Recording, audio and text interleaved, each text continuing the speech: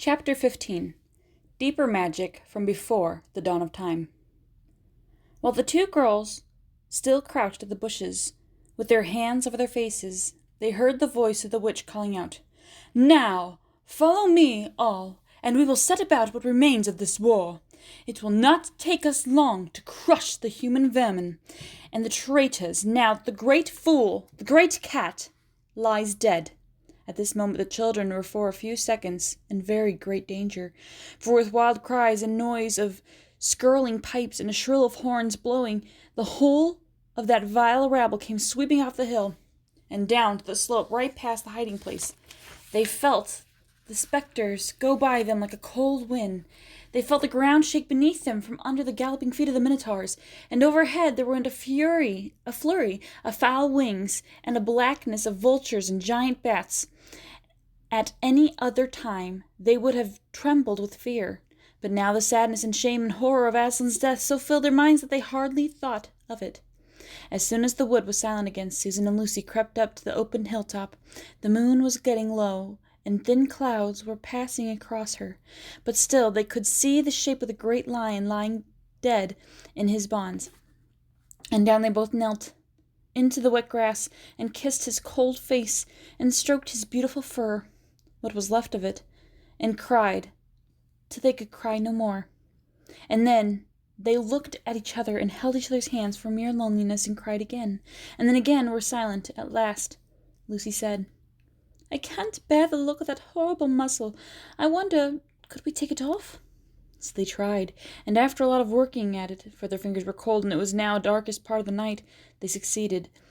And when they saw his face without it, they burst out crying again, and kissed it and fondled it and wiped away the blood and the foam as much as they could. And it was all more lonely and hopeless and horrid than I know how to describe. "I wonder, could we untie him as well?" said Susan presently, but the enemies, out of the pure spitefulness, had drawn the cord so tight that the girls could make nothing of the knots. I hope no one who reads this book has been quite as miserable as Susan and Lucy were at night. But if you've been up all night and cried till you have no more tears left in you, you will know that there comes in this end a sort of quietness. You feel as if nothing was ever going to happen again. At any rate, that was how it felt to these two. Hours and hours seemed to go by in this dead calm, and they hardly noticed that they were getting colder and colder. But at last Lucy noticed two other things. One was that the sky on the east side of the hill was a little less dark than it had been an hour ago. The other was some tiny movement going along the grass at her feet. At first she took no interest in this. What did it matter? Nothing mattered now. But at last she saw whatever it was had begun to move up the upright stones of the stone table, and now whatever they were moving about on Aslan's body. She peered closer. They were little gray things. "Ugh!" said Susan from the other side of the table. "How beastly! There are horrid little mice crawling all over him. Go away, you little beast!" And she raised her hand to frighten them away. "Wait!" said Lucy, who had been looking at them more closely still. "Can you see what they're doing?" Both girls bent down and stared. "I do believe," said Susan. "But how queer! They're nibbling away at the cords." "That's what I thought," said Lucy. "I think they're friendly mice. Poor little things. They don't realize he's dead. They think it'll do some good untying him." It was quite definitely lighter by now. Each of the girls noticed the first time the white face of the other. They could see the mice nibbling away, dozens and dozens, even hundreds of little field mice, and at last, one by one, the ropes were all gnawed through. The sky in the east was whitish by now, and the stars were getting fainter, all except one very big one low down on the eastern horizon. They felt colder than they had been all night. The mice crept away again. The girls cleared away the remains of the gnawed ropes. Aslan looked more like himself without them. Every moment his dead face looked nobler, as the light grew and they could see it better. In the wood behind them a bird gave a chuckling sound. It had been so still for hours and hours that it startled them. Then another bird answered it. Soon there were birds singing all over the place. It was quite definitely early in the morning now, not late night. "I'm so cold," said Lucy. "So am I," said Susan. "Let's walk about a bit." They walked to the eastern edge of the hill and looked down. The one big star had almost disappeared. The country all looked dark gray, but beyond, at the very end of the world, the sea showed pale. The sky began to turn red. They walked to and fro more times than they could count between the dead Aslan and the eastern ridge, trying to keep warm, and oh, how tired their legs got. Then at last, as they stood for a moment looking out towards the sea in Cair Paravel, which they could now just make out, the red turned to gold along the line where the sea and the sky met, and very slowly up came the edge of the sun. At that moment they heard from behind them a loud noise, a great cracking, deafening noise, as if a giant had broken a giant's plate. "What's that?" said Lucy, clutching Susan's arm. I feel afraid to turn around," said Susan. "Something awful is happening." "They're doing something worse to him," said Lucy. "Come on." And she turned, pulling Susan round with her. The rising of the sun had made everything look so different. All the colors and shadows were changed, that for a moment they didn't see the important thing. Then they did. The stone table was broken into two pieces by a great crack that ran down it from end to end, and there was no Aslan. "Oh, oh, oh!" cried the two girls, rushing back to the table. "Oh, it's too bad," sobbed Lucy. "They might have left the body alone." "Who's done it?" cried Susan. "What does it mean? Is it more magic?"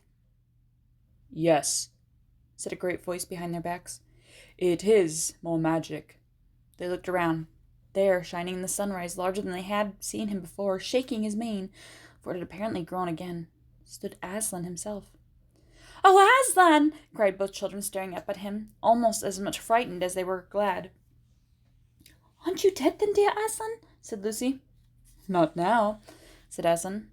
"You're not a—" asked Susan in a shaky voice. She couldn't bring herself to say the word ghost. Aslan stooped his golden head and licked her forehead. The warmth of his breath and the rich sort of smell that seemed to hang about his hair came all over her. "Do I look it?" he said. "Oh, you're real! You're real! Oh, Aslan!" cried Lucy, and both girls flung themselves up on him and covered him with kisses. "But what does it all mean?" asked Susan when they were somewhat calmer. "It means," said Aslan, "that though the witch knew the deep magic, there is a magic deeper still which she did not know. Her knowledge goes back only to the dawn of time. But if she could have looked a little further back into the stillness and the darkness before time dawned, she would have read there a different incantation. She would have known that when a willing victim who had committed no treachery was killed in a traitor's stead, the table would crack, and death itself would start working backwards. And now—" "Oh, yes, now?" said Lucy, jumping up and clapping her hands. "Oh, children," said the lion, "I feel my strength coming back to me. Oh, children, catch me if you can." He stood for a second, his eyes very bright and his limbs quivering, lashing himself with his tail. Then he made a leap high over their heads and landed on the other side of the table, laughing, though she didn't know why. Lucy scrambled over it to reach him. Aslan leaped again. A mad chase began. Round and round the hilltop he led them, now hopelessly out of their reach, now letting them almost catch his tail, now diving between them, now tossing them into the air with his huge, beautiful velvet paws, and catching them again, and now stopping unexpectedly so that all the three of them rolled over together in a happy laughing heap of fur and arms and legs. It was such a romp as no one had ever had except in Narnia. And whether it was more like playing with a thunderstorm or playing with a kitten, Lucy could never make up her mind. And the funny thing was that when all three finally lay together panting in the sun, the girls no longer felt in the least tired or hungry or thirsty. "And now," said Aslan presently, "to business. I feel I am going to roar. You had better put your fingers in your ears."